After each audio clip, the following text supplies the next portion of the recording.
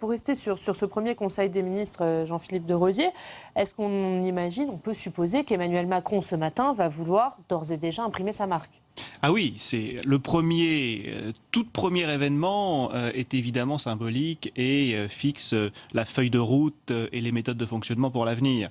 Alors on peut toujours ensuite rectifier le tir, mais ce qui va se produire ce matin, Salon Murat à l'Élysée, évidemment, va marquer l'empreinte de ce quinquennat et c'est très évidemment l'empreinte d'Emmanuel Macron. On a vu depuis le 7 mai, depuis le 14 mai, qu'il veut être un président qui préside, un président marqué de cette empreinte gaullienne en charge de l'essentiel. Et on sait à quel point le Conseil des ministres avait un rôle fort sous le général de Gaulle.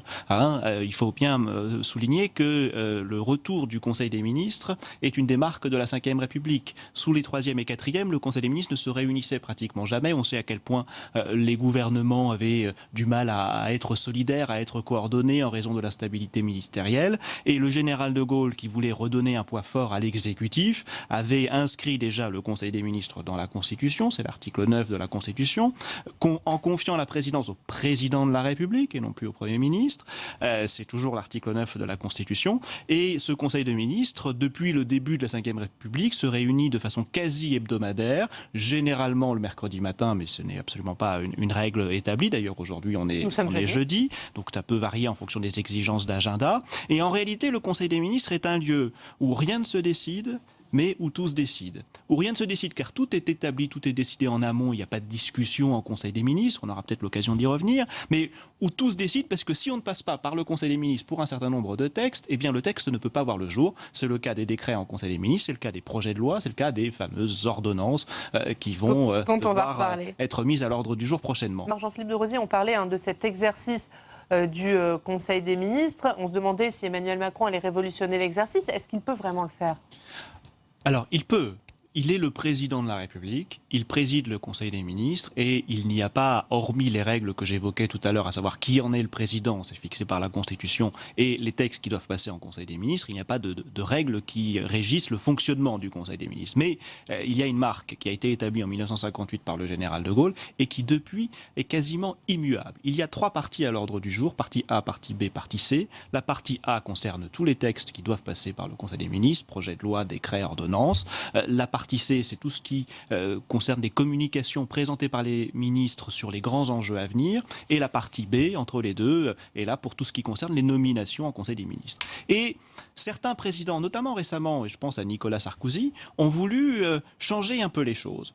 Et Nicolas Sarkozy avait introduit une partie D qui devait concerner le débat, où on pouvait débattre en Conseil des ministres et discuter. Je crois que ça a marché pendant 2 Conseils des ministres et ça a été immédiatement abandonné parce que c'est tout bonnement impossible. C'est un instant qui est court et la durée du Conseil des ministres est de généralement 1 heure, parfois 1 heure et demie, rarement 2 heures. Et elle réunit un certain nombre de personnes assez nombreuses. Là, on a un gouvernement relativement resserré de 18 ministres, auxquels s'ajoutent 4 secrétaires d'État. Il faut rappeler que les secrétaires d'État ne sont pas toujours conviés au Conseil des ministres, ils ne sont pas membres de droit, ce ne sont que les ministres qui le sont. Et donc, il est assez délicat de faire un débat à 18, plus le Premier ministre, plus le président de la République, sachant qu'en réalité, à la fin, c'est toujours le président de la République qui tranche. Donc, il n'y a pas lieu au débat. Et donc, tout cela est un peu une gageure de vouloir révolutionner cela. Les discussions ont lieu, comme je le disais, en amont, entre les ministres et lors de l'élaboration des avant-projets, où interviennent les membres des cabinets. Mais au Conseil des ministres, en réalité, c'est effectivement une chambre d'enregistrement. Ça l'a toujours été et je serais prêt à parier que cela le restera. Alors la feuille de route est claire, mais est-ce que l'application de cette feuille de route sera aussi simple? Quand on voit les personnalités diverses qui composent ce gouvernement, est-ce qu'elles pourront facilement se rassembler dans les faits autour de ce projet? Alors, je vais juste revenir brièvement sur la feuille de route, mais ça va me permettre de répondre également à votre question. Là, dans l'immédiat, il y a 3 missions. La première, la campagne des législatives. Et ça, c'est essentiel. Et on le voit sur la composition du gouvernement. Il y a un équilibre extrêmement subtil de personnalités de gauche, de personnalités de droite, 4 issus du PS, 3 issus du MoDem, 3 issus des Républicains, 2 issus du PRG, 6 et 6 droite et gauche. Enfin, vraiment, tout est harmonieux. On a 11 dits de la société civile, j'aime pas trop cette dénomination, mais on va dire d'un autre milieu socio-professionnel, qui ne sont pas vraiment des politiques. Et encore, parce que Muriel Pénicaud, qui est en charge du travail, ancienne DRH, on la qualifie issue du monde non politique. Elle était au cabinet de Martine Aubry. Et quand on est dans un cabinet, on est quelque peu associé aux politiques. Nicolas Hulot, lui aussi, il n'était pas officiellement au cabinet de François Hollande, mais il avait son bureau à l'Élysée pour préparer la campagne. Jean-Michel Blanquer également à l'éducation. Jean-Michel Blanquer, voilà. On ne va pas les faire tous, mais il y a cet élément-là. Ça, le premier chantier, la campagne des législatives, et là on voit vraiment que c'est un gouvernement de combat pour la campagne législative. Le deuxième chantier, c'est la moralisation de la vie publique. Ils veulent que le projet de loi soit déposé en Conseil des ministres avant les législatives, donc au plus tard avant le 18 juin, voire avant le 11 juin, ce qui veut dire que d'ici là, il faut écrire l'avant-projet, il faut procéder à tous les arbitrages, il faut en passer par le Conseil d'État et ensuite que ça aboutisse au Conseil des ministres. Et cela, ça va être a priori François Bayrou qui va s'en charger, même si c'est pas tout à fait un sujet justice, mais je pense qu'il va quand même essayer de le récupérer. Et il va y avoir là des discussions très fortes entre Matignon, l'Élysée et la Chancellerie. Et le troisième chantier, c'est bien sûr la réforme du Code du travail. Ils ont dit ce matin qu'ils souhaitaient que ce soit applicable dès la rentrée, ce qui veut dire que le projet de loi d'habilitation doit être adopté très vite. Donc il faut aussi que lui, il passe par toutes les méandres de l'exécutif, notamment le Conseil d'État et le Conseil des ministres, et qu'ensuite, pendant l'été, les ordonnances soient adoptées. Et là, évidemment, Muriel Pénicaud va être aux commandes, mais là encore, avec une étroite collaboration avec Matignon. Et donc, on voit effectivement que c'est un gouvernement de combat qui, au moins pendant les 4 prochaines semaines, va avoir un certain nombre de chantiers à mener, les 3 que je viens de mentionner. Les autres vont se concentrer sur la campagne parce que, évidemment, il y a le quotidien, je veux dire, à gérer, mais chaque jour suffit sa peine. Et là, il y a quand même des chantiers qui sont essentiels, primordiaux, prioritaires, et c'est sur cela qu'ils vont se concentrer. Quand on entend à l'instant Bruno Le Maire, ça va plutôt dans le sens de ce que nous disait Gaël Brustier à l'instant. Oui, en effet, sur ce point-là, mais il y a un équilibre, encore une fois. Le gouvernement, le président de la République et son Premier ministre ont fait le choix de confier Bercy à plutôt la tendance droite, mais d'un autre côté, il y a un écologiste reconnu sur la place publique à l'écologie. Il y a, je le disais tout à l'heure, une ancienne collaboratrice de Martine Aubry au travail, donc qui va s'occuper des affaires sociales. Jean-Yves Le Drian, qui est quand même une figure symbolique du gouvernement et du quinquennat précédent, qui reste dans le gouvernement. Annick Girardin aussi reste dans le gouvernement. Donc tout cela est effectivement un équilibre qui montre qu'on veut ratisser et à droite et à gauche. Et en réalité, on se demandait, et on continue de se demander, si le gouvernement, le gouvernement, oui, va avoir une majorité lors des élections législatives. La question, c'est d'abord peut-être plus de savoir qui sera dans l'opposition. Est-ce qu'ils vont avoir véritablement une opposition? Parce que si les Républicains se rallient et soutiennent le gouvernement, si une partie de la gauche se rallie et soutient le gouvernement, finalement l'opposition va rester à la portion congrue, quelques amonistes par-ci, quelques insoumis par-là, 2 ou 3 peut-être davantage frontistes encore. Mais c'est ça, on sera toujours dans cette France coupée en 4, Jean-Philippe de Rosier? C'est possible, mais pas forcément aussi prévisible que lors de l'élection présidentielle, pour 2 raisons. La première, il y a un sondage qui est paru ce matin qui montre véritablement une dynamique en marche. Encore une fois, le jeu de mots est tellement facile. La France est en marche, la République est en marche, et entre le 7 mai et le 17 mai, l'intention de vote pour les législatives à destination d'En Marche a gagné 6 points. Là où les Républicains, le Front National et le Parti Socialiste en ont perdu 2 chacun.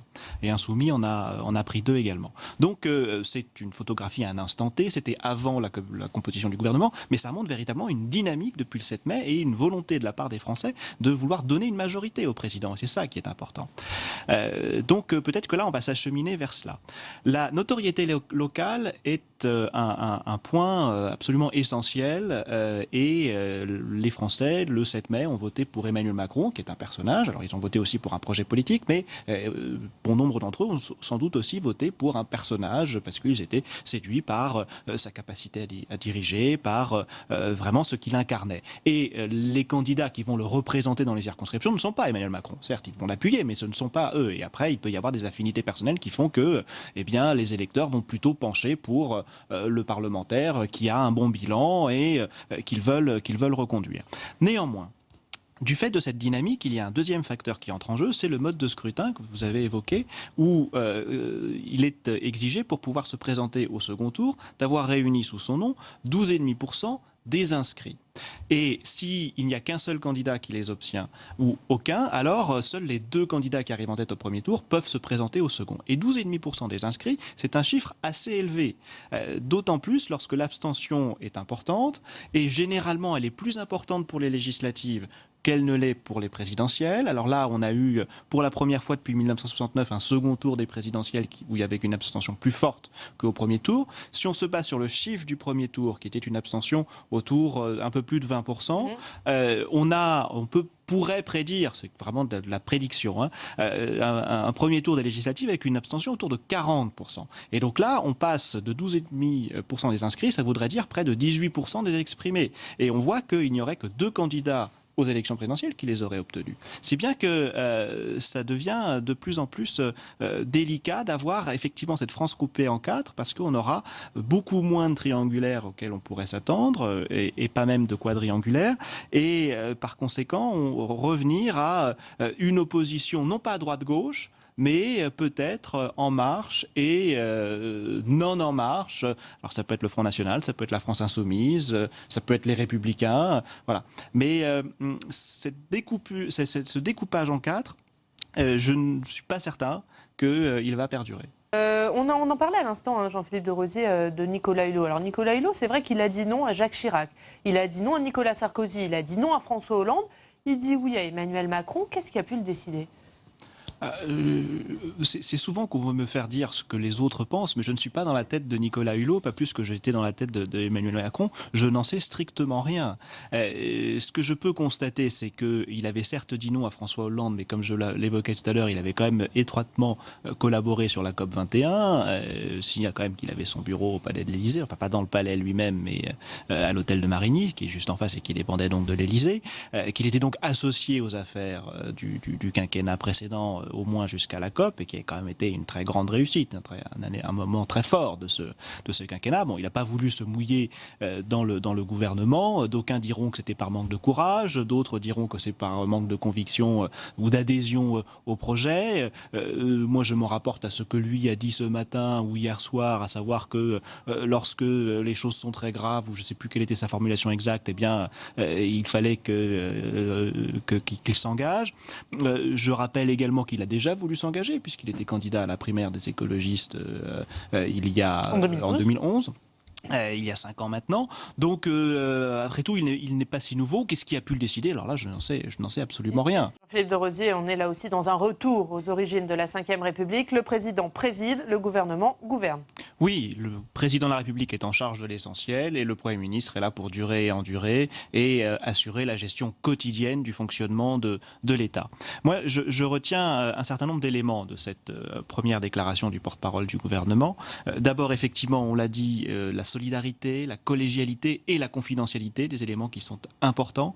Le gouvernement est une instance collégiale qui donc discute, échange, construit la politique nationale, mais à bout d'un moment, il y a un arbitrage. Et cela a été rappelé, l'arbitrage appartient au Premier ministre, en réalité au président de la République également, bien sûr. Et une fois que c'est arbitré, eh bien, tout le monde est le doigt sur la couture du pantalon et suit la ligne qui a été arbitrée. Ou alors, selon l'adage et le principe Chevènement, on démissionne et on quitte l'équipe.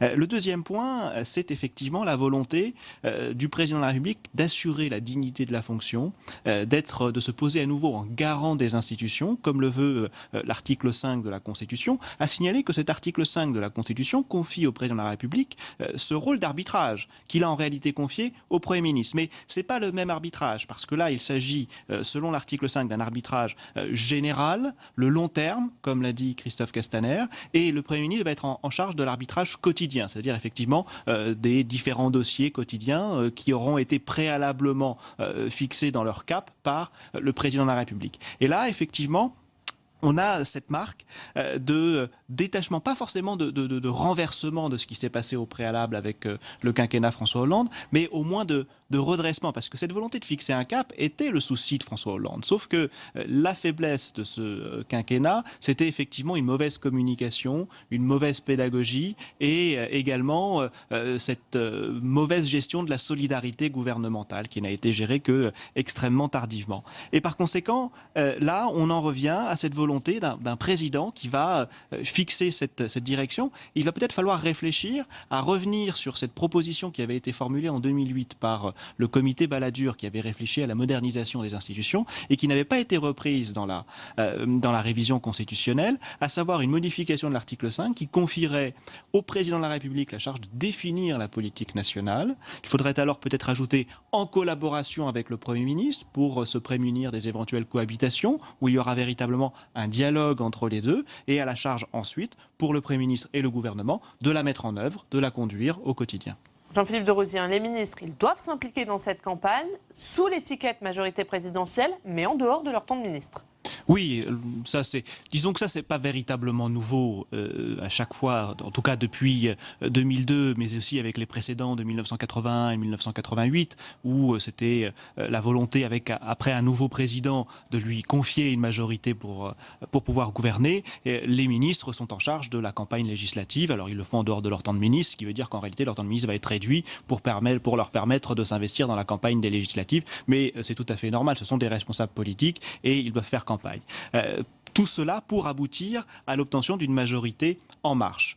Le seul souci, c'est que, effectivement, on en parlait tout à l'heure, on ne va pas refaire toute cette discussion, mais il pourrait l'obtenir. La question, c'est de savoir sur quelle intensité, 200 députés en marche, 250, la majorité absolue.